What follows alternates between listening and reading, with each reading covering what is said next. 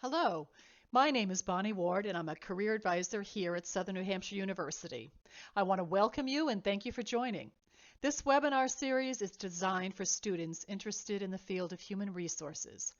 The next topic in our series, From Degree to Career Goals, is exploring the functions within HR so we can better understand how HR activities produce outcomes that impact the organization's objectives.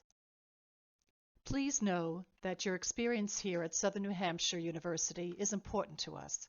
It is our policy and practice to create an inclusive and accessible learning environment. If there are aspects of instruction or course design that present barriers to accessibility, please notify the Online Accessibility Center as soon as possible. You can reach them at 866-305-9430 or email them at oac@snhu.edu. In this diagram, you will see there are three tiers within human resources: activities and processes, which create HR outcomes that in turn impact the organization.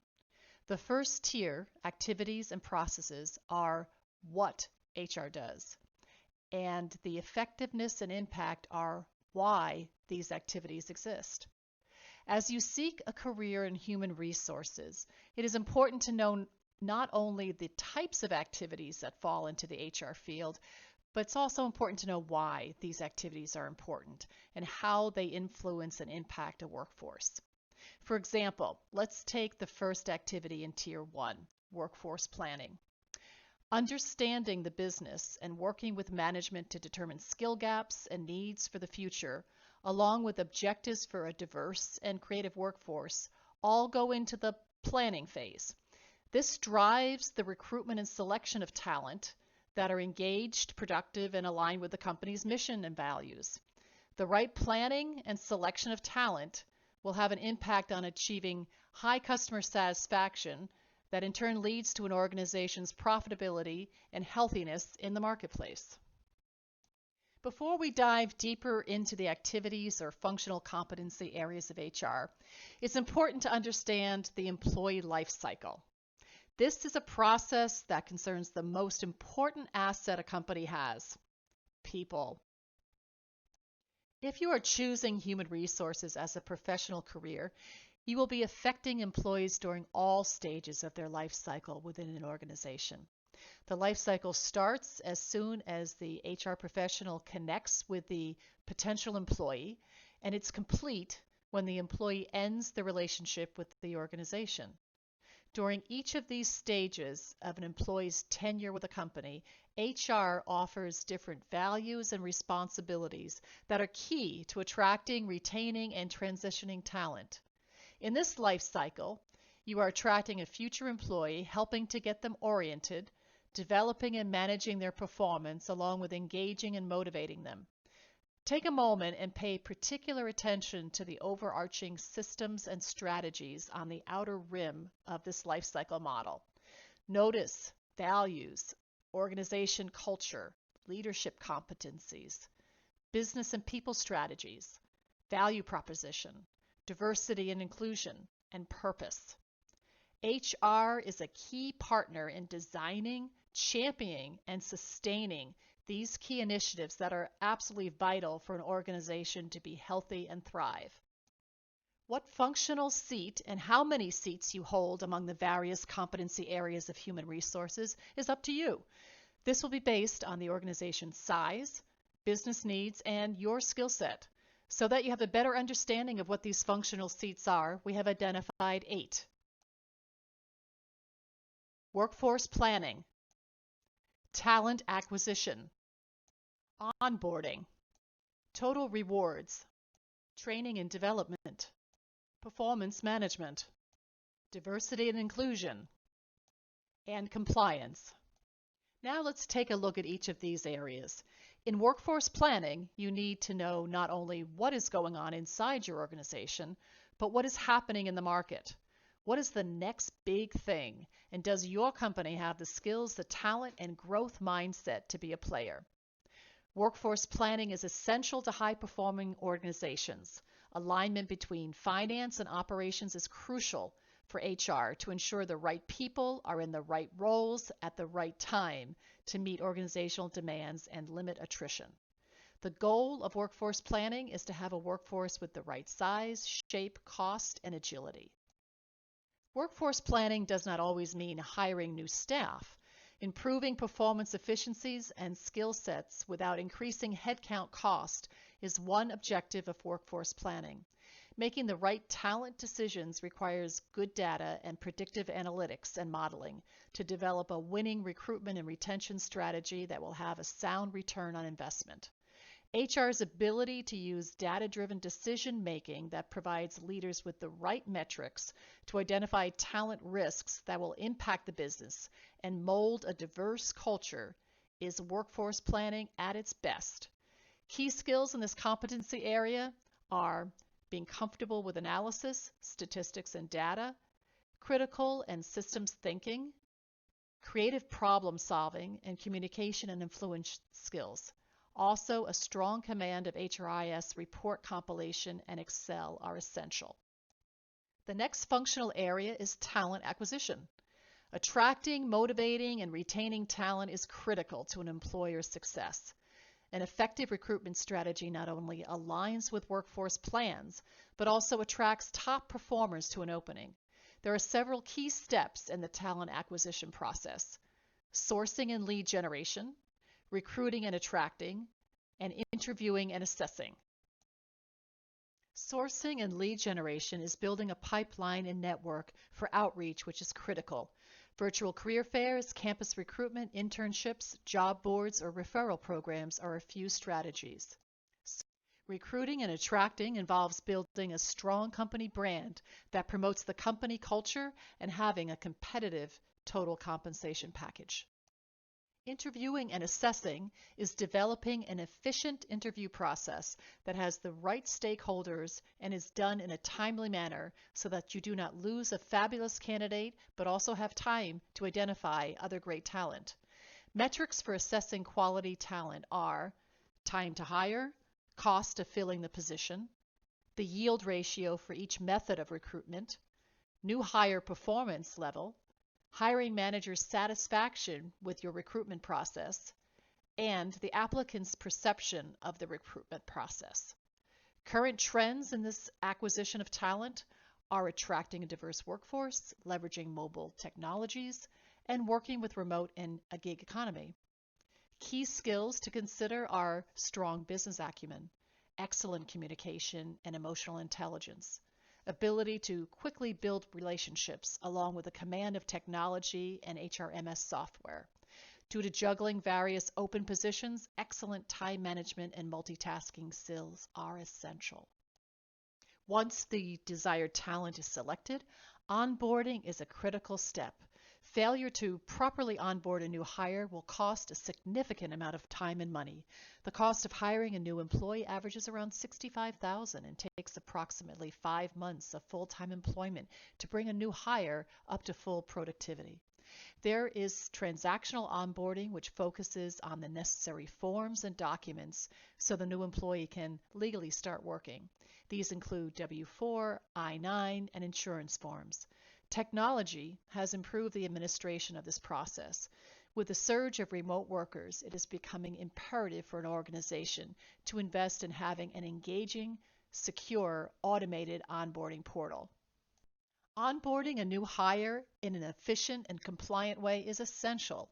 It is important to note that the orientation process is the first impression a new hire has of the organization. This task is usually managed by HR and involves creating clear policies, practices, and trainings that explain company operations. Working with managers to prepare an onboarding plan for a new hire and assigning a mentor has proven a positive way to ensure the new employee quickly learns about the job and has assistance throughout the process. Key skills are basic knowledge of labor laws, ability to interact with people, organized, detail-oriented, and accurate. Also, the ability to handle confidential information and manage an HR IM system is essential. Our next functional area is total rewards. This includes compensation, and benefits with personal growth opportunities that are key to attract and retain workers. HR is at the heart of designing these strategies and driving organizational change with leadership where needed. It involves assessing who should be eligible, what kinds of behaviors or values are to be rewarded, what types of rewards will work best, and how will the company fund these. Designing a reward strategy involves creativity and knowing your culture and industry. Flexible work schedules, additional time off, paternal leave benefits, training and development funds are now typical benefits. Once these programs are designed, managers and employees need to be trained in order to understand the value and eligibility requirements. Reward programs are then measured on an ongoing basis and results communicated to leadership for continuous improvements and alignment within the company culture and the marketplace. Key skills are strong analytical and quantitative skills, an ability to make data-based evaluations and decisions, curiosity and ability to research, creativity to design new programs, ability to analyze and assess employee needs and desires, knowledge of labor laws and extensive knowledge of HRIS and MS Office, along with strong communication and presentation skills. Training and development is our next functional area and involves improving the effectiveness of an organization and the individuals and teams within. It is vital for continuous growth, remaining competitive, improving productivity, and retention of employees. HR's role is usually the one tasked with organizing employee development and conveying to employees that they must also focus on their own professional development. Additionally, HR must also show managers and employees that development brings benefits. Without a clear payoff, managers may balk at training costs and at lost productivity time. Key skills are influencing and change management, in addition to bringing course design and presentation skills to the plate. Next is performance management. A comprehensive performance management system can play a strategic role in attracting and retaining key employees. It also helps to significantly improve a company's overall business performance. The performance review process includes setting clear and specific performance expectations and providing periodic informal and formal feedback about the employee's performance. Many times the role of HR is coaching employees and managers. There are standard formalized processes that HR is key in establishing for goal setting, performance review, and improvement. Common types of goals include job description goals, behavior goals, and stretch goals. These goals should be SMART, specific, measurable, attainable, relative, and time-bound. Performance review is a process of assessing an employee's progress towards their goal. This involves dialogue and effective oral and written communication. There are various systems ranging from ranking, force distribution, 360-degree feedback, and competency-based, just to name a few. Performance improvement plans can range from employees who may be in a new role to one that's unclear about their performance expectations. This is usually a progressive corrective action system that may lead to improvement or potential separation from the company.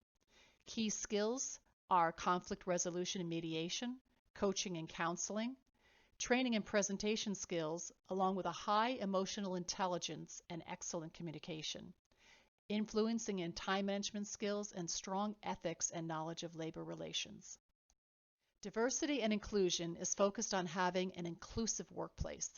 Diversity is a fact, such as data showing national origin, age, gender, disability.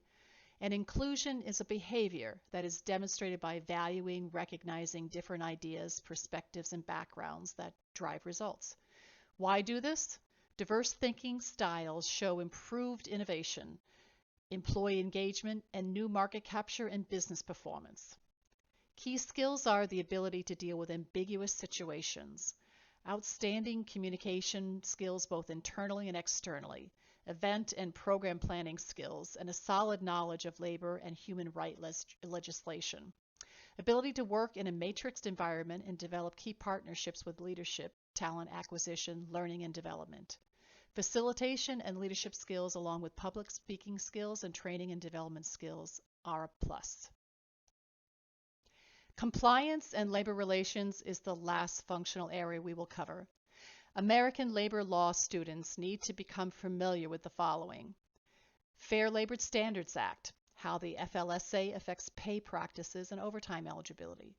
Title VII of the Civil Rights Act provides discrimination protection in employment.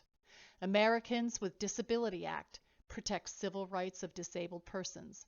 Employers must provide equal opportunities to disabled persons and reasonable accommodation for their disabilities at work. The Family Medical Leave Act, FMLA, provides for leave and comparable job protection upon return. COBRA affects medical and dental benefit continuation for an 18-month period following a separation. ERISA protects employees' retirement and health plans for private employers. The Affordable Care Act, which makes affordable health care coverage available to all. Key skills are strong ethics and knowledge of employment law, decision-making skills, detail-oriented, strong interpersonal skills, persuasion, organization, and communication skills. This completes our session on the various functions within HR. Thank you for your time. And if you have additional questions or want career consultation, please contact your career team at the above phone or email.